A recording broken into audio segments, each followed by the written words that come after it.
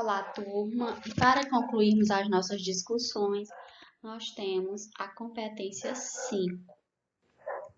A competência 5 trata-se de elaborar a proposta de intervenção para o problema abordado respeitando os direitos humanos. Lembra do que eu falei da nossa primeira aula sobre a redação do Enem? O que eu disse? Que geralmente o que é apresentado como proposta de redação é um problema. Então, o que o aluno, o candidato, tem que fazer? Tentar solucionar aquele problema, não é isso? Primeiro eu vou argumentar, trazer minha opinião sobre aquele problema, para posteriormente, na conclusão, eu elaborar a possível solução daquele problema. Então, a competência 5 é a mais importante, pois a elaboração de uma solução do problema proposto é a mais criteriosa entre os corretores e onde os alunos possuem mais dificuldade. O candidato ele deve ter levantado alguns aspectos voltados para uma problemática, para um fato passível de ser solucionado. Ao concluir seu texto, deve-se apresentar uma solução para o que foi discutido ao longo da redação. Então, a conclusão do seu texto é apresentando uma solução para o problema, uma possibilidade de solucionar aquele problema, certo? A proposta de intervenção, ela deve ser detalhada de modo a permitir ao leitor o julgamento sobre sua realização. Portanto, deve conter a exposição da intervenção sugerida e o detalhamento dos meios para realizá-la. Então, não é só propor uma solução para o problema, mas detalhar, dizer como é que deve ser resolvido o problema. Além disso, é preciso considerar os pontos abordados durante o desenvolvimento do texto e manter coerência com os argumentos utilizados, já que expressa a sua visão como autor das possíveis soluções para a questão discutida.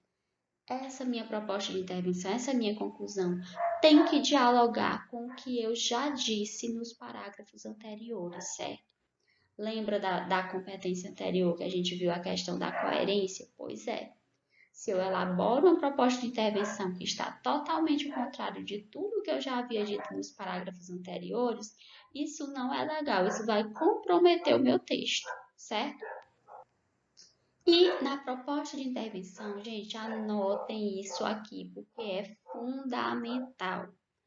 A proposta de intervenção tem que ser construída a partir desses elementos da ação, que a ação é o que deve ser feito, ou seja, o que eu devo fazer para solucionar esse problema. O agente é quem vai executar essa ação, e aí geralmente são os ministros, o governo federal, estadual, municipal, família e escola, dependendo do tema, mas geralmente quem vai executar a ação são essas pessoas ou esses ministros, certo? O modo ou meio. Como se executar? Por meio do quê? Ou seja, eu devo apresentar a minha ação, o agente que é quem vai executar, mas eu devo dizer também como é que essa ação ela será executada. Ou seja, qual o modo de se executar essa ação? Qual o meio de se executar essa ação? O efeito, ou seja, para quê? Qual a finalidade da minha ação? Certo? E o detalhamento, que é outra informação sobre esses elementos, foi acrescentada pelo participante.